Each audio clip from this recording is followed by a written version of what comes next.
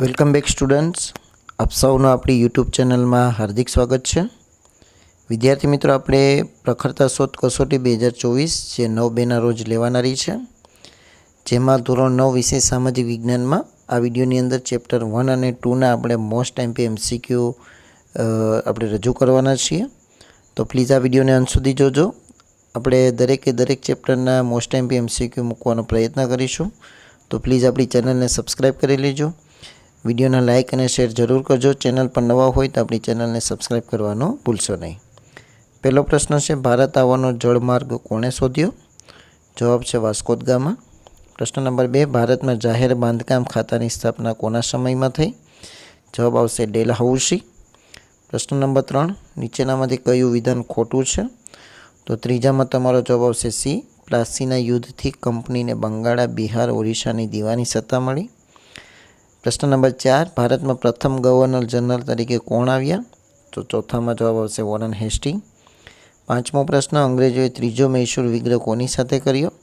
જવાબ આવશે એ ટીપુ સુલતાન. પ્રશ્ન નંબર 6, ભારતમાં વિદેશી પ્રજાના આગમનના કારણો પૈકી એકનો સમાવેશ થતો નથી. તો છઠ્ઠામાં જવાબ આવશે ડી, સામ્રાજ્યવાદની નીતિ.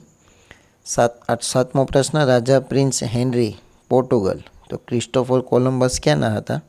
તો જવાબ આવશે સી, ઇટાલી. પ્રશ્ન નંબર 8, ભારત આવવાના જળમાર્ગની શોધના યશ માટે એક વિધાન સાચું છે.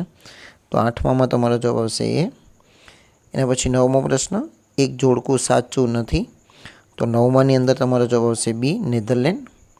10મો પ્રશ્ન, નીચે દર્શાવેલ ઘટનાઓને સાચા ક્રમમાં ગોઠવો. તો 10માની અંદર તમારો જવાબ આવશે એ, 4, 3, 2, 1. એના પછી 11મો પ્રશ્ન, એક વિધાન સાચું નથી. તો 11માની અંદર તમારો જવાબ આવશે સી, પ્લાસીનું મેદાન, મુરાદાબાદ. એના પછી 12મો પ્રશ્ન, એનો જવાબ આવશે તમારા આમાંથી બી જવાબ આવશે, નિયામક ધારો. એના પછી 13મો પ્રશ્ન, વોરન હેસ્ટિંગના સમયમાં મૈસૂરના હૈદર અલી સાથે જે વિગ્રહ થયો તેનું નામ શું છે? તો 13માની અંદર જવાબ આવશે બી, દ્વિતીય મૈસૂર વિગ્રહ. 14મું, ડેલહાઉસીના સમયમાં થયેલ સુધારાઓમાં એકનો સમાવેશ થતો નથી. તેમાં જવાબ આવશે સી, વિધવા, પુનર્વિવાહ અને બાળ લગ્નની શરૂઆત. 15મો પ્રશ્ન, અંગ્રેજોના સમયગાળા દરમિયાન ભારતીય સમાજમાં રહેલા કુરિવાજો દૂર કરવા જે સમાજ સુધારકે કેટલાક કાયદા કરાવ્યા, તે સમાજ સુધારકોમાં એકનો સમાવેશ થતો નથી. તેમાં જવાબ આવશે સી, લાલા હરદયાળ. પ્રથમ વિશ્વયુદ્ધના બીજ કઈ સંધિમાં રોપાયા હતા? એમાં જવાબ આવશે બી, ફ્રેન્કફર્ટની સંધિ. પ્રથમ વિશ્વયુદ્ધને અંતે કઈ સંધિ કરવામાં આવી? તો 17મામાં જવાબ આવશે એ, વર્સેલ્સની સંધિ. 18મું, ફ્રેન્કફર્ટની સંધિમાં ફ્રાન્સે કયા પ્રદેશો ગુમાવ્યા હતા? તેમાં જવાબ આવશે બી, આલ્સેસ અને લોરેન્સના પ્રદેશો.